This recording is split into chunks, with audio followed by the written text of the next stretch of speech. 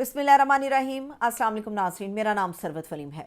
नाज़रीन, अगर आपने सोशल मीडिया देखा हो, आपने मुख्तलिफ अकाउंट्स देखे हों, आपने वेरीफाइड अकाउंट्स को देखा हो, आपने लोगों की अगर सोच पनपनी हो, तो हॉर्स एंड कैटल शो की जो इख्तितामी तकरीब हुई उसमें सीएम पंजाब मरियम नवाज़ के हमरा army chief general Asim Munir थे और एक अच्छा पैगाम देने की कोशिश की। बड़ी अच्छी बात है कि उन्होंने एक शिरकत की वहाँ पर, एक अच्छा पैगाम भी भेजा।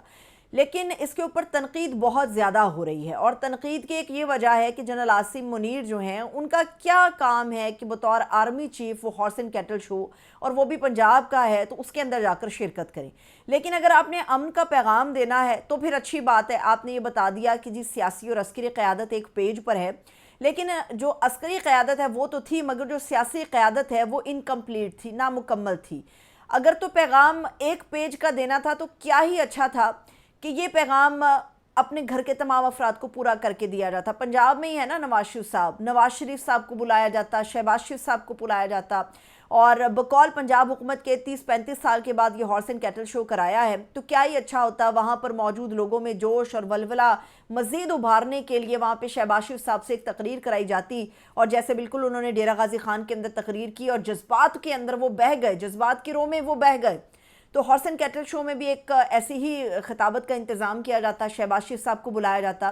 क्या ये अच्छा होता कि मरियम नवाज़ अपने वालिद मोहतरम मियाँ नवाज शरीफ साहब को भी वहाँ पर लाजमी तौर पे मदऊ करती, उनको बुलाती कि अब्बाजान आपकी बेटी ने 30-35 साल के बाद ये एजाज़ हासिल किया है कि उसने हॉर्स एंड कैटल शो कराया, तो आप भी प्लीज़ तशरीफ़ लेकर आइए। और नवाज शरीफ साहब को इस इख्तितामी तकरीब में अमन का पैगाम मज़ीद भरपूर और बड़ा देने के लिए वहाँ पे नवाज शरीफ साहब के हाथों से कबूतर उड़ाए जाते और आसिम मुनीर साहब की शिरकत होती, तो फिर तनकीद का कोई जवाज़ नहीं था। चौलिस्तान के हवाले से जो चीज़ें हमारे सामने आई, उसके बाद आर्मी चीफ ने तकरीब के अंदर खिताब करते हुए औरत की इज़्ज़त के ऊपर जो बयान दिया कुरान की रोशनी के अंदर, उसके बाद फिर इस तकरीब के अंदर भी आसिम मुनीर साहब का, आर्मी चीफ का तन तनहा शिरकत करना और वहाँ पर मरियम नवाज़ के अपने घर के बंदे पूरे ना होना, तो कई ऐसे सवालात थे जो रेज़ हो गए। कहने को तो एक पेज का तासुर है कि जी अस्करी और सियासी क़यादत जो है वो एक पेज पर है, लेकिन ऐसा लगता है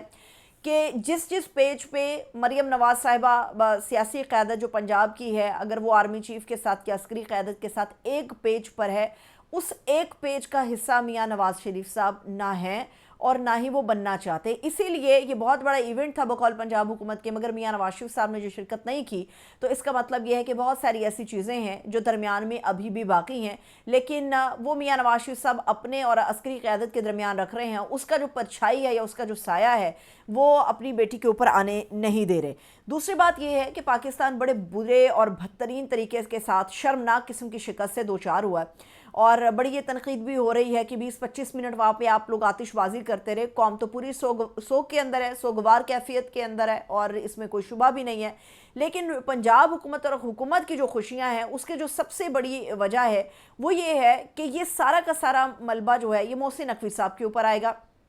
और मोहसिन नकवी के साथ मुस्लिम लीग नून की एक ख़ास अदावत है, और वो हमें नज़र भी आता है, हर जगह पे हमें नज़र आता है। और जहाँ पर ये भी नज़र आता है कि शायद इस मुल्क का जो वज़ीर दाखिला है या चेयरमैन पीसीबी है, वो इस मुल्क के वज़ीर आज़म से ज़्यादा तगड़ा है, ज़्यादा अप्रोच वाला है और ज़्यादा इख्तियारात वाला है। तो ये भी एक तासुर है जिसकी वजह से ये एक पावर शो भी किया गया कि जो कुछ क्रिकेट के अंदर हुआ, जो कुछ बदनामी हुई और जिस तरह से बुरे तरीके से पाकिस्तानी क्रिकेट टीम हारी है, उसका सारा का सारा मलबा मोहसिन नकवी साहब के ऊपर डाला गया है। अभी तो इसके ऊपर देखते हैं ना, सर्जरी होती है तो क्या चीज़ें निकलती हैं। एक और बड़ी इंपॉर्टेंट चीज़ वो ये है कि अगर आप लोगों ने उर्दू ज़ुबान से ताल्लुक़ जितने भी बड़े अखबारात का है, उन अखबारात को पढ़ा हो, बड़े बड़े अखबारात हैं जो उर्दू ज़ुबान में शाया होते हैं, उनके पहले अगर आपने फ्रंट पेज देखे हो तो हर फ्रंट पेज के ऊपर जो है वो पंजाब की कारकर्दगी का इश्तिहार है, पंजाब की कारकर्दगी का इश्तिहार है तमाम फ्रंट पेजेस के ऊपर। और मज़ेदार बात यह है कि एडिटर ने कोई कॉमा और फुल स्टॉप को भी अपनी मर्ज़ी से तब्दील करने की ना कोशिश की है, ना ही शायद उसको इजाज़त दी गई थी। हरफ ब हरफ जो भेजा गया उसी तरह से पब्लिश किया गया इन तमाम उर्दू के बड़े अखबारों के अंदर, और किसी एडिटर को इतनी इजाज़त नहीं थी कि अपनी मर्ज़ी से कहीं पर भी वो फुल स्टॉप लगा दे, कहीं पर वो किसी किस्म का कोई कॉमा ऐड कर दे। आप जितने भी अखबार देखेंगे सब चीज़ें आपको नज़र आएंगी। एक तरफ ये बयानिया बनाया जा रहा है कि पंजाब बड़ी तरक्की कर रहा है, पंजाब बड़ा आगे जा रहा है। अगर आप अवाम में निकलें और अवाम से पूछें तो आपको नज़र आएगा कि पंजाब की जो अवाम है वो झोलियाँ उठा उठा के दुआएं दे रही है या बद्दुआएं दे रही है। ये तो वो चीज़ें हैं ना जो फैसिनेट करती हैं, जो इश्तिहारों में आती हैं, जो अखबारात के अंदर आती हैं। अगर आप पब्लिक के अंदर जाएं और पंजाब की परफॉर्मेंस के बारे में पूछें, अगर आप पब्लिक के अंदर जाएं और पंजाब की जो परफॉर्मेंस अवाम के हवाले से रही है, कहने को तो बेतहाशा कार्ड इन्होंने अवाम के लिए जारी कर दिए हैं, इन तमाम चीज़ों के बावजूद अगर अवाम की सोच जाननी है तो फिर ग्राउंड रूट लेवल के ऊपर जाएं, वहाँ पर जाकर अवाम से पूछे तो आपको पता चलेगा कि उनकी झोलियाँ और उनके हाथ दुआओं के लिए उठ रहे हैं या बददुआओं के लिए उठ रहे हैं। अब जो कुछ भी अखबारात को कहा गया, जिस तरह से दिया गया स्केच बनाकर, वो सारा उन्होंने पब्लिश कर दिया। जैसे खबर लिखी लिखाई उनको दी गई, उन्होंने उसको पब्लिश कर दिया। दुनिया अखबार की एक खबर है, उसके मुताबिक इमरान खान साहब के हवाले से भी ये खबर आई है। मैं क्यों इन चीज़ों का हवाला एक दूसरे से जोड़ रही हूँ, मैं आपको भी बताती हूँ। खान साहब के हवाले से खबर आई है कि जी इमरान खान साहब जो हैं जेल में उनको फ्रेश जूस दिया जा रहा है, देसी मुर्गे की यखनी दोबारा से उनकी जो है वो बहाल कर दी गई है। इमरान खान साहब जो हैं वो नारियल भी खाते हैं, कॉफ़ी की ऑप्शन भी उनके पास होती है, अगर कॉफ़ी पीना चाहते हैं तो वो भी उनको दस्तयाब होती है। और जेल का खाना तो नहीं है ना वो बुशरा बीबी के लिए ना इमरान खान साहब के लिए, लेकिन इसमें इमरान खान साहब के लिए एक और चीज़ भी मेन्यू में ऐड की गई है, वो है पिंक सैल्मन फ़िश। ये भी इमरान खान साहब अगर चाहें खाना तो ये भी उनको मुहैया की जाती है और उनका खाना अलग बनता है। ये आज दुनिया अखबार जो है ये इसकी खबर दे रहा है। अब एक तरफ इमरान खान साहब के हवाले से बहुत ही एक देखी जाए तो बड़ी अच्छी खबर है और दूसरी तरफ पंजाब की परफॉर्मेंस की खबरें हैं। जब हुकूमत की मर्ज़ी से बयानिए बनते हैं, हुकूमत की मर्ज़ी की खबर अखबारात के अंदर पब्लिश आती है, हुकूमत की मर्ज़ी का इश्तिहार अपनी मर्ज़ी के टीवी चैनल पर दिया जाता है और इमरान खान के बारे में ऐसी खबरें आती हैं, तो इसका मतलब ये है कि लोगों को ये ब्लफ कर रहे हैं कि सब कुछ अच्छा है। इमरान खान साहब के हवाले से ये खबर एक ऐसे वक्त में हमारे पास आई है या पब्लिक के पास आई है जिसमें महर शराफत का जो ट्वीट है, उनकी जो मुसद्दिका इत्तलात है, उनको हमें नहीं भूलना चाहिए। महर शराफत लाहौर से जिन्होंने मरीम नवाज़ को हराया था,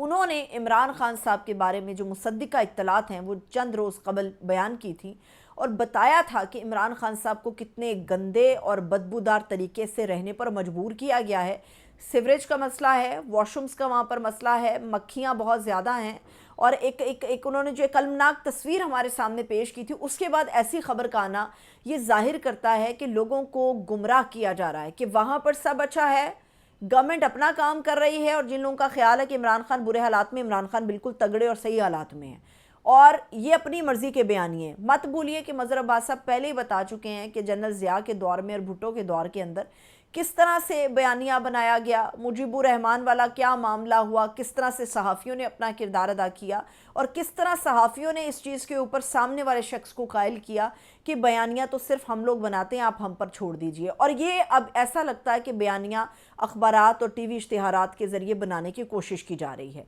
अब आखिरी एक उम्मीद हमारे पास बचती है कि हम अदालत का जाके दरवाज़ा खटखटाते हैं। अदालत का दरवाज़ा इंसाफ के लिए खटखटाया जाता है। बदकिस्मती हमारी ये है कि हमें अदालतों से भी इंसाफ की तवक्को नहीं है। आज एक बड़ी दर्दनाक किस्म की खबर जो है वो लाहौर हाई कोर्ट के अहाते से हमारे पास आई है, किसी कोर्ट रूम से नहीं आई। ये लाहौर हाई कोर्ट के अहाते के अंदर से आई है, जहाँ पर एक शख्स ने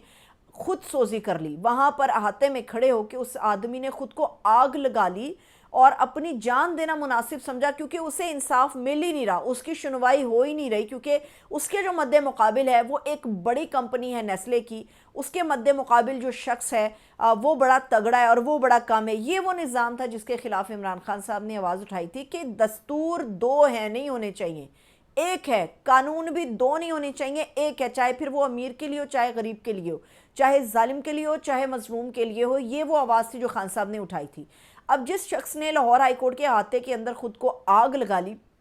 उसको अभी अस्पताल में मुंतकिल किया गया, पता नहीं वो जानबर हो सकता या नहीं हो सकता, लेकिन वो आदमी ज़ख्मों से बिलबिलाते हुए भी आवाज़ें उस जज के ख़िलाफ़ लगा रहा है जिसके पास उसका केस लगा है, और वो ये कहता है कि ये जज जो है ये उस कंपनी के साथ जो है उसने गठजोड़ किया, इसलिए मेरा फ़ैसला नहीं होने दे रहा। नेस्ले कंपनी के पास वो आदमी 2016 से मुलाजिम था, उसकी बरतरफी हुई, बरतरफी के ख़िलाफ़ वो लेबर कोर्ट में चला गया, वहाँ पर 2019 में फ़ैसला कलअदम हुआ और कहा गया कि इसको बहाल कर दो। 2020 के अंदर नेस्ले कंपनी ने दोबारा से उसके ख़िलाफ़ जो है वो केस दायर कर दिया और 2020 से केस चल रहा है, हम 2025 के अंदर दाखिल हो गए हैं, लाहौर हाई कोर्ट के अंदर से उसको इंसाफ नहीं मिला। उस बंदे ने कहा कि भाई इधर से तो इंसाफ नहीं मिलना,